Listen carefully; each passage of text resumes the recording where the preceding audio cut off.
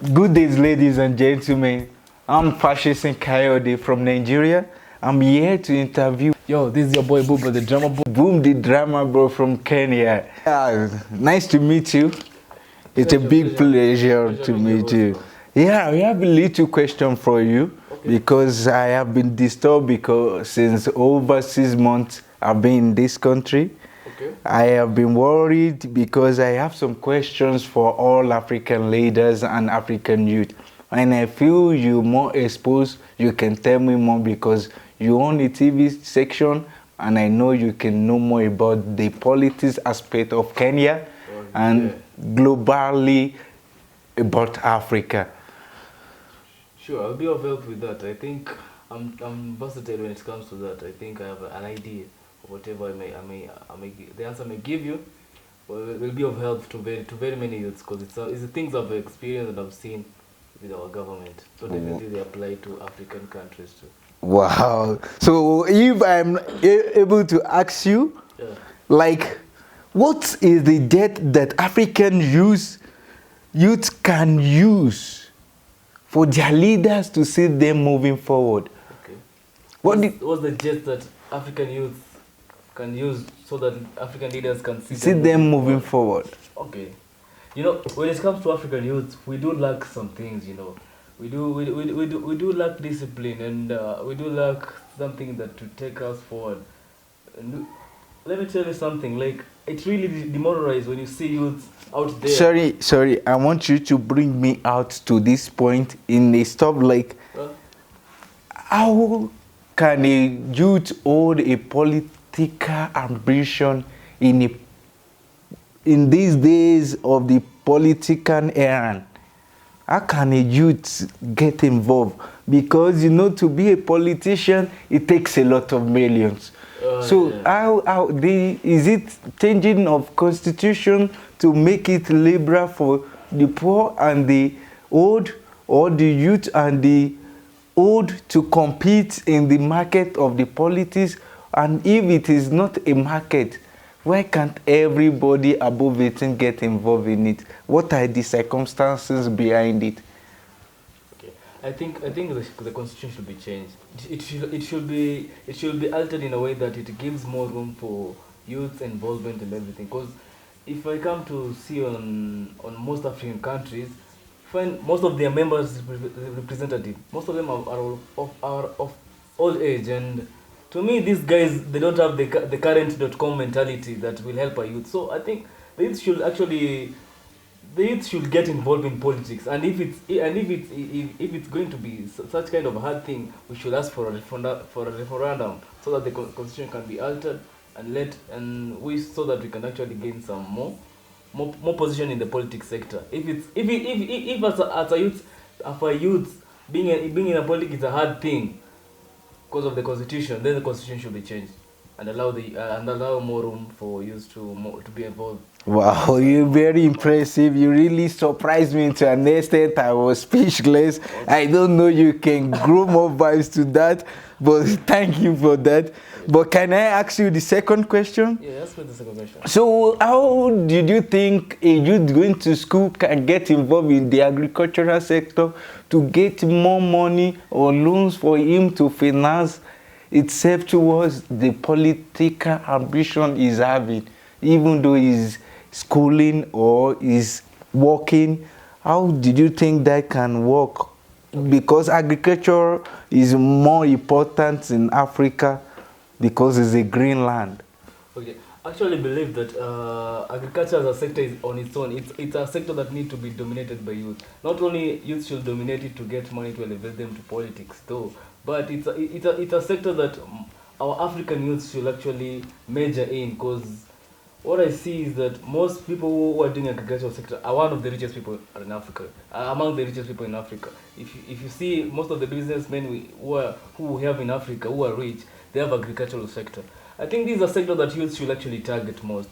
We should stop actually trying to say there's no job. But if your parents have a garden, have a plot at home, or a garden, you can do fishing. Try to utilize that. There's money. At the end of the day, it's all about money.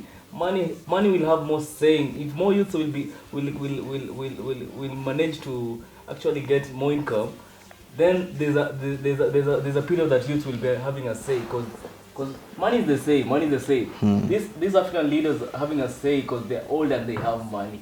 The same can be to the youth. The youth can be young and they have money and they have a say. So I think the youth should actually they should just get into the agricultural sector. Wow. Business to make money, so to have a say in the society. That is impressive. And what if I may ask again? Yeah. What if we put in place of something like association? Because I see the old ones are the one doing cooperatives in millionaires club. Can you too endeavor in it? Is it only betting the youth can endeavor in to get into politics? Because I see most of the youth, they were divested with betting stuff, and they are not focusing on the politics to make it grow in Africa. Okay, the youth actually should know one thing, which is actually is a saying. People do encounter unity each and every day of their life. Unity is power. Like, unity is strength. Unity is everything. Like, we need to get united. We need to be in circles. We need to be in cooperatives. We need to be in associations. These are things that are going to grow us. We need to be in money groups for getting funds and loans. We need each other as youth. So we need to be together. Like, these old people who are in politics, these guys own circles that have money. But then they started somewhere. It doesn't mean they started all owning that circle with money. They had an idea first of coming together. So I believe that the youth should just come together. They should do what these old people are doing, because we have whatever it takes. We actually even more of advantages to the older people, because we're still strong and everything. Our minds are still fresh. So I believe that the African youth should actually measure or get endeavored in forming associations, circles to run their business. They should form groups for managing certain things on their own. I mean, we need to be united as youth. We need wings. We need wings. Yeah, it's a very open air market. Like, come as a group. Let's do this. People support it.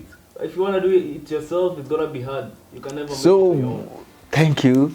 But what did you say about me thinking the old people, they are our fathers? Yeah. In Africa, there is much respect for elderly people. So probably they use their youth to respect their elders, and that's why they are not able to go into more politics like when they youth, or probably they were in the politics when they were youth and they love to enjoy it more. Was that why there is lost in passion for the youth to be a politician? Because in my own view, in Africa, 70% of the youth don't vote because of insecurity and because of the mindset behind politics. So actually, what I can actually say is that first and foremost, I don't think you should be disciplined. You should respect somebody, or you should respect somebody because he's older, so you can do a change, something that he can. He can't do. You know, like, I don't give a fuck about respect. Like, if you need to change your life, don't care about how old is he. How old is he? It doesn't matter. What is he doing for you? What is he doing for your life? Can you be in his position and change your life? That is a mentality that every youth is supposed to be having. You don't want to tell me that guy is old, I can't compete it. No. Maybe he's there, but he's not helping me. He's not helping himself. Like, you, for example, in Kenya, you can find only the number of billionaires are old, and they're not doing anything to help the youth. So, like, let me fight on how to get this guy out of the road. Like, we need to. If I'm a youth, I know I can't go angry while when somebody else, or my friend of my age, see me going angry, definitely he'll have the passion to help me or the compassion to help me. So like I believe that if us youths strive and like aim higher. Don't say that you do respect somebody because he's old. You just giving him a position and everything. No, age doesn't matter. What matters is are you being helped? Are you gaining something out of his leadership? If you're not gaining something, rebel against it. It's very easy. Just rebel against it just because like he needs you. look, just like Libya. Just like just rebel about it.